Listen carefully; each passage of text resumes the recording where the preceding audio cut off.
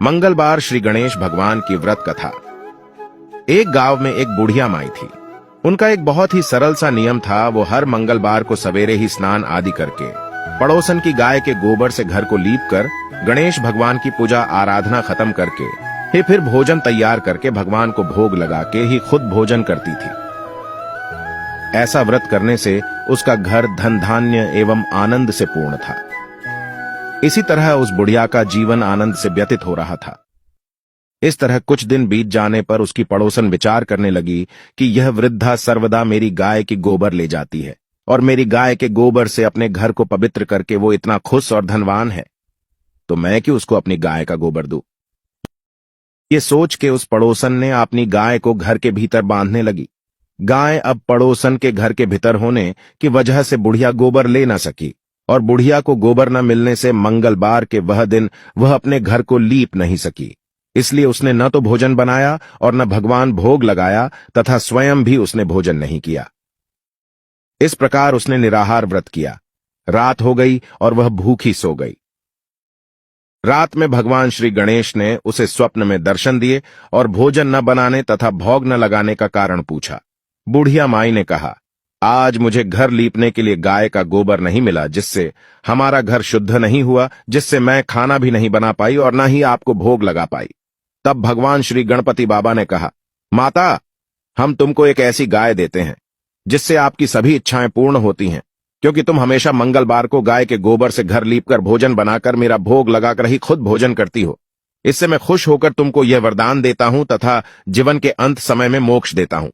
स्वप्न में ऐसा वरदान में देकर भगवान अंतर्ध्यान हो गए और जब वृद्धा की आंख खुली तो वह देखती है कि घर की आंगन में एक अति सुंदर गाय और बछड़ा बंधे हुए हैं। वह गाय और बछड़े को देखकर अत्यंत प्रसन्न हुई और उनको घर के बाहर बांध दिया, वहीं खाने का चारा डाल दिया। जब उसकी पड़ोसन ने बुढ़िया के घर के बाहर एक अति सुंदर गाय और बछड़े को देखा तो द्वेष के कारण उसका हृदय जल उठा तथा जब उसने देखा कि गाय ने सोने का गोबर किया है तो वह उस गाय का गोबर ले गई और अपनी गाय का गोबर उसकी जगह पर रख गई। वह नित्य प्रतिदिन ऐसा करती रही और सीधी साधी बुढ़िया को इसकी खबर नहीं होने दी। तब भगवान ने सोचा कि चालाक पड़ोसन के कर्म से बुढ़िया ठगी जा रही है। भगवान ने यह सोचकर एक दिन संध्या के समय अपनी माया से बड़े जोर की आंधी चला दी। बुढ़िया ने अंधेरी के भय से अपनी गाय को घर के भीतर बांध लिया। प्रातः काल उठकर जब वृद्धा ने देखा कि गाय ने सोने का गोबर दिया है तो उसके आश्चर्य की सीमा न रही और वह उस दिन के बाद प्रतिदिन गाय को घर के भीतर बांधने लगी। उधर पड़ोसन ने देखा कि बुढ़िया गाय को घर के भीतर बांधने लगी है और उसका सोने का गोबर उठाने का दाव नहीं चलने लगी तो वह ईर्ष्या से जल उठी और कुछ उपाय न देख के उसने यह सब बात अपनी राजा बताने का निर्णय कर लिया और जल्दी ही उस देश के राजा की सभा में जाकर कहा, महाराज, मेरे पड़ोस में एक वृद्धा के पास ऐसी गाय है जो आप जैसे राजाओं के ही योग्य है। वह हर रोज सोने का गोबर देती है। आप उस सोने से प्रजा का पालन कीजिए। वह वृद्धा इतने सोने का क्या करेंगी। राजा ने यह बात सुनते ही अपने दूतों को वृद्धा के घर से गाय लाने की आज्ञा दी। वृद्धा प्रातःकाल ईश्वर का भोग लगाकर भोजन ग्रहण करने ही जा रही थी कि राजा के कर्मचारी गाय खोलकर ले गए। वृद्धा काफी रोई चिल्लाई, किंतु कर्मचारियों के समक्ष कोई क्या कहता। उस दिन वृद्धा गाय के वियोग में भोजन न खा सकी और रात भर रो रोकर ईश्वर से गाय को पुनः पाने के लिए प्रार्थना करती रही। उधर गाय को सैनिकों ने दरबार में राजा के सामने लेकर खड़ा कर दिया। राजा गाय और बछेड़ा को देखकर बहुत प्रसन्न हुआ और गाय को दरबार के अंदर ही बांधने को आदेश दिया। लेकिन सुबह जैसे ही राजा उठा तो देखा सारा महल गोबर से भरा पड़ा था। चारों ओर गोबर और गंदगी ये देख के राजा सोच में पड़ गया कि उस पड़ोसन ने तो कहा था कि ये गाय गोबर की जगह सोना देती है, लेकिन ये क्या, वो तो और गायों की तरह ही गोबर दे रहा है। ऐसे ही सोचते सोचते उस दिन भर दरबार को साफ कराते रहे। सारे सैनिक दरबार को साफ करते करते पूरी तरह थक गए थे। राजा भी ये सब क्या हो रहा है समझ नहीं रहा था। ये सब देखते देखते वह दिन बीत गए। राजा यह सब देखकर घबरा गया था और वह बहुत थकित भी हो गया था, तो उस रात वह भी जल्दी सो गया। उस रात उसके सपने में भगवान आए और कहे, हे राजन, तुम यह गाय वृद्धा को लौटा दो, लौटाने में ही तुम्हारा भला है। उसके मंगलवार के व्रत से प्रसन्न होकर मैंने उसे वह गाय उपहार स्वरूप उसे दी थी।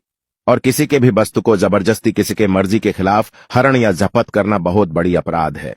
और तुम तो फिर भी यह देश के राजा हो, तुम्हें तो यह काम कतई शोभा नहीं देती है। अत तुम यह गाय और उसके बछड़े को उस वृद्ध को वापस करावो। इतना कहकर भगवान अंतर्ध्यान हो गए और राजा ईश्वर को प्रणाम करते रह गया। प्रातः होते ही राजा ने रात के सपनों का संपूर्ण बात को मन में दोहराया और तुरंत उस वृद्धा को बुलाकर माफी मांग के उसे और सारा बहुत से धन के साथ सम्मान सहित गाय व बछड़ा लौटा दिए। उसी वक्त राजा ने उस बुढ़िया की पड़ोसन को भी बुलाकर राजा को गलत काम करने पे मजबूर करने पे उचित दंड दिया गया। इतना करने के बाद तुरंत ही राजा के महल से गंदगी दूर हो गई और सब कुछ पहेले के जैसे ही हो गया।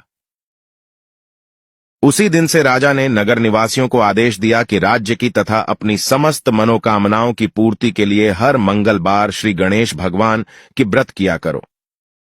तभी से उस राज्य के सभी प्रजा हर मंगलवार प्रातः काल को श्री गणेश भगवान की पूजा एवं व्रत करने लगे। व्रत करने से नगर के लोग सुखी जीवन व्यतीत करने लगे। कोई भी बीमारी तथा प्रकृति का प्रकोप उस नगर पर नहीं होता था। सारी प्रजा सुख से रहने लगी। धन्यवाद। हमारी द्वारा कही गई भगवान श्री गणेश जी की व्रत प्रभाव की कथा कैसी लगी? और भी ऐसे ही भक्ति श्रद्धा से जुड़ी बातें और कथा के लिए हमें फॉलो और सब्सक्राइब कीजिए। वीडियो को एक लाइक करके कमेंट पे जय गणेश लिखिए। आपका जीवन सुख और शांति से बीते। जय श्री राम।